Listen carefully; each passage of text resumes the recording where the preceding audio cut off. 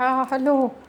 MA final के छात्रों, आपको हम कल पेपर बता रहे थे, दिल्ली सल्तनत की प्रकृति वाला चैप्टर आपको बता रहे थे। और पेपर आपका जो हमने बताया है मध्यकालीन सामाजिक आर्थिक वाली जो संस्थाओं वाला पेपर है, वो है जो मैं कल बता चुकी हूँ आपको वीडियो में पूरा।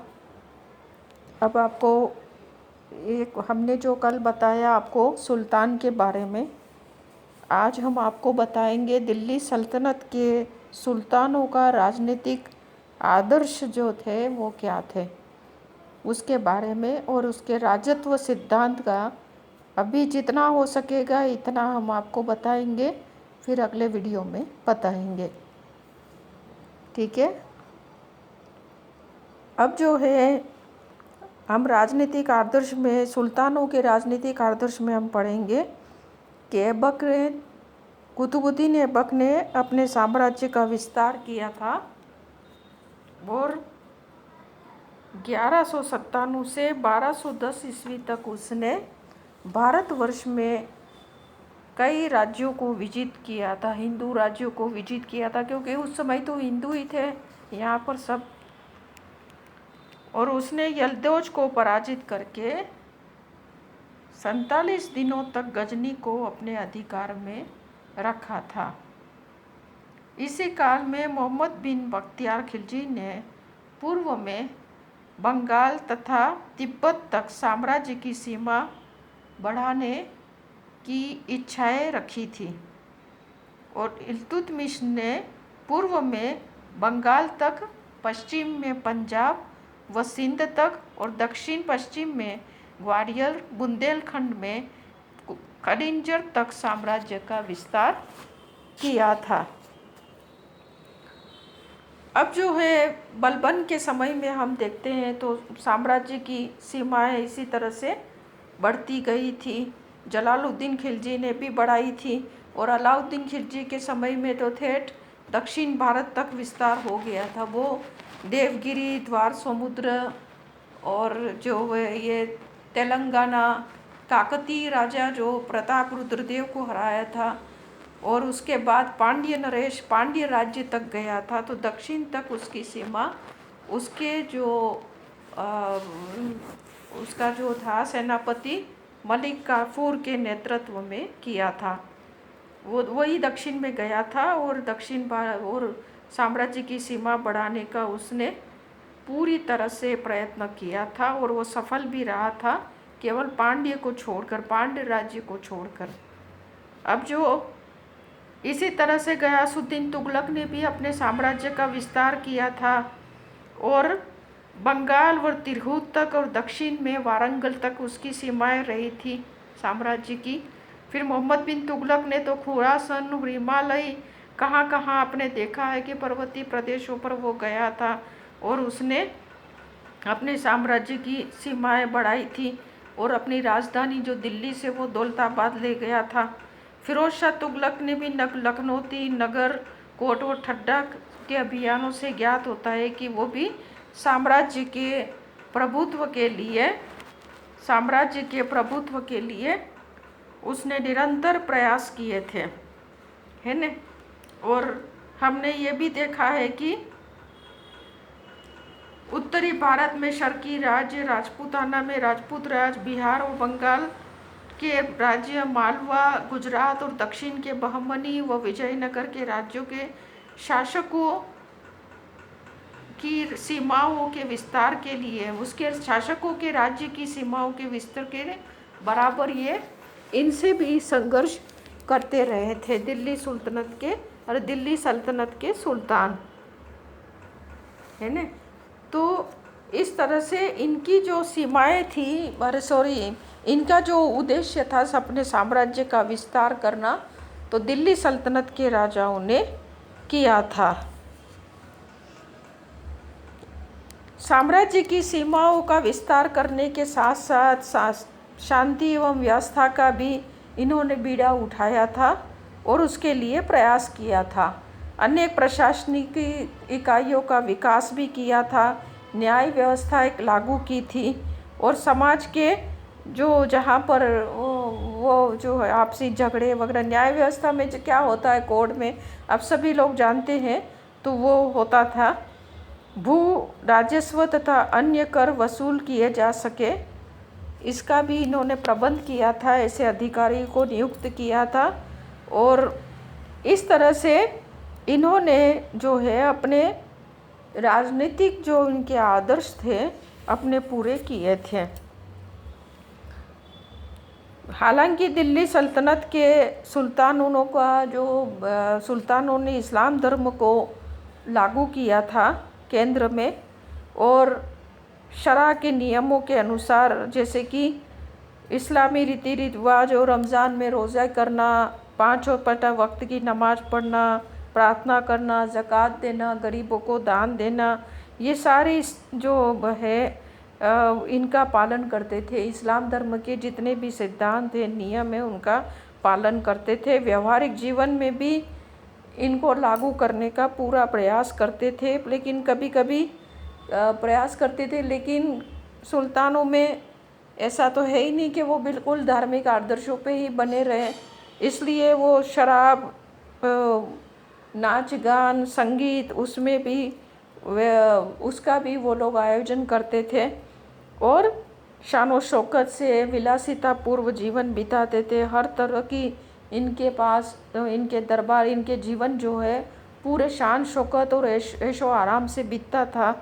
हालांकि उनको राज्य के कार्य तो सब करने ही पड़ते थे, देश को संभालना है और समाज को संभालना है, प्रशासनिक अधिकारियों को और कर्मचारियों को संभालना है, तो वो काम तो करते थे, पर इनका जो जीवन है वो भी बड़ा आरामदायक, मतलब शान शौकत से बीतता था। दिल्ली सल्तनत के सुल्तानों का जो हम अब आप पढ़ाएंगे राजत्व सिद्धांत। राजत्व सिद्धांत जो है उसके अंदर वो एक तो राजस्व होता है, वो मतलब कर संबंधित होता है। राजत्व जो होता है वो राज्य के को चलाने के संबंध में, राज्य के प्रति अपने कर्तव्य और के संबंध में जो सिद्धांत होते हैं वो बताए जाते हैं, है ना। तो इस समय जो है दिल्ली सल्तनत के जो सुल्तान जो थे वो विदेशी और भारतीय दोनों परंपराओं को मानते थे, क्योंकि भारत में राज्य करना है तो भारतीय परंपराओं को देखना ही होगा। और वो लोग मुस्लिम थे तो मुसलमान तो इस्लाम धर्म के सिद्धांतों को तो वो पालन करते ही थे। तो इसलिए उन्हें पृथ्वी पर ईश्वर का प्रतिनिधि माना जाता था और प्रजा का मालिक भी समझा गया। इनका कहना था कि राजा जो है, राजाओं के पास जो ईश्वर, राजा जो है वो ईश्वर का प्रतिनिधि है और इसकी जो आज्ञा है उस आज्ञा को प्रजा को ईश्वर का प्रतिनिधि मान करके उन आज्ञाओं का पालन करना चाहिए। राजा एक ऐसा हो ताकि वो उदार, सम्रदृष्टा, साहसी, वीर, कर्तव्यपरायण, न्यायप्रिय और सर्वगुण संपन्न हो और अपनी प्रतिष्ठा को ऊपर उठाने के लिए इन सुल्तानों ने, जैसे दिल्ली सल्तनत के सुल्तानों में कुछ ऐसे सुल्तान थे जैसे इल्तुतमिश थे, मोहम्मद बिन तुगलक ने खलीफा से मानपत्र प्राप्त करके अपनी जो प्रतिष्ठा है उसको बढ़ाया था, है ना। दूसरी ओर उन्होंने बलबन की भांति ईरानी शासकों की दरबारी परंपराओं और राजत्व के सिद्धांत को भी अपनाया था। अलाउद्दीन खिलजी और मोहम्मद बिन तुगलक ने उसकी गरिमा को और बढ़ाने के लिए राजत्व सिद्धांत को नया रूप दिया था और एक विशेष तरह की उपाधियां इन्होंने हासिल की थी।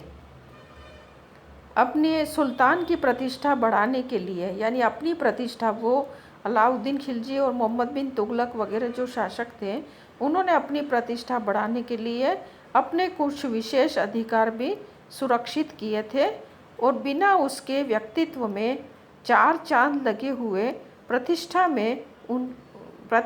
में वृद्धि हुए तथा उसके विशेषाधिकार भी दिए हुए उससे सर्वसाधारण के ऊपर उससे सर्वश्रेष्ठ कैसे समझा जा सकता था। उसके आचार व्यवहार आचरण और अन्य लोगों से भिन्न होने आवश्यक है। राजाओं का और जनता का और जो आपस में जो इनका जो व्यवहार है आचरण है अलग होना चाहिए था, अलग होना चाहिए, ये इनके जो है ये बताया था। अब जो हम पढ़ेंगे सुल्तानों की सार्वभौमिकता और निरंकुशता दिल्ली सल्तनत के सुल्तानों में क्या थी।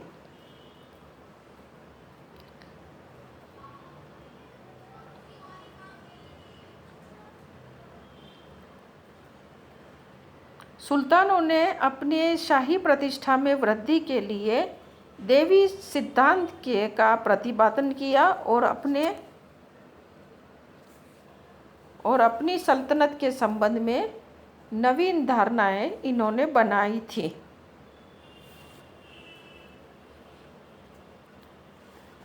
डॉक्टर जो R.P. त्रिपाठी के अनुसार भारत में मुस्लिम सार्वभौमिकता का इतिहास इल्तुतमिश से शुरू होता है।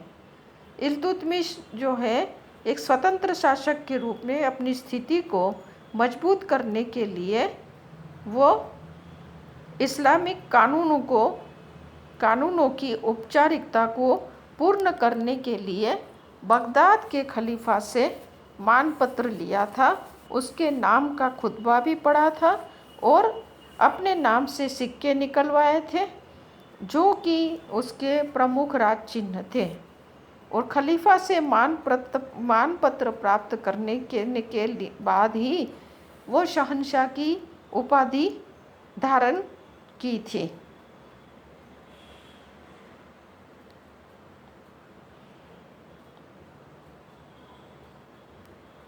अब जो आपको जो बताएंगे कि इल्तुतमिश ने अपने प्रशासनिक सुधारों में बहुत अच्छे काम किए थे, तो उसमें उसने सबसे पहले जो था वो 40 गुलामों का एक गूढ़ बनाया था और उस गूढ़ का निर्माण किया और उसने अपनी आज्ञा का पालन भी इनसे करवाया। उसके काल में राजाज्ञा सर्वोपरि थी और अपने जीवन काल में ही अपना उत्तराधिकारी मनोनीत करके अपने ही परिवार में राजत्व को रखना चाहा और इस दिशा में वो गजनी और गौरी सम्राटों से कई आगे निकल गया था। इल्तुतमिश जो है एक अच्छा शासक सिद्ध हुआ था। एक तो उसने जो प्रशासन में उसने सुल्तान के पद की गरिमा को बनाए रखा था, है ना। राजनीतिक सिद्धांतों उसका आकर्षक जो व्यक्तित्व था, न्याय प्रिय राजा था, उसका जो व्यवहार था वो सारा जो है उसकी गरिमा को प्रदान करता है। अपने बच्चों में लड़कों को बहुत ही उसके लड़के योग्य नहीं थे तो अपनी लड़की रज़िया सुल्तान ना जो थी वो एक योग्य औरत थी लड़की उसको रज़िया को वो अपना उत्तराधिकारी मनोनीत किया। हालांकि रज़िया के लिए बहुत सारा रज़िया को संघर्ष करना पड़ा क्योंकि एक औरत शासन करे वो उस ज़माने के अमीरों को दरबारियों को मंजूर नहीं था और इन लोगों ने बहुत विरोध भी किया था, लेकिन बाद में उसको गद्दी पर बिठाया था और उसे सिंहासन पर बिठा करके एक सुल्ताना माना था। ये बात अलग है कि उसको लगातार अपने भाइयों से और अपनी सौतेली माँ से संघर्ष का सामना करते हुए मृत्यु को प्राप्त हुई थी वो। लेकिन बलबन का जो हम देखते हैं इल्तुतमिश गुलाम वंश में बलबन का हम देखते हैं तो बलबन जो था वो एलबारी तुर्क था और उसका जो अपने आप को जो है उसको जो अपने खुद के जो, क्योंकि वो एक अच्छे परिवार से था, ऊंचे परिवार से था, तो इसलिए वो अपने आप को बहुत ही मतलब ऊंचा मानता था। आम लोगों से वो घृणा की दृष्टि से देखता था।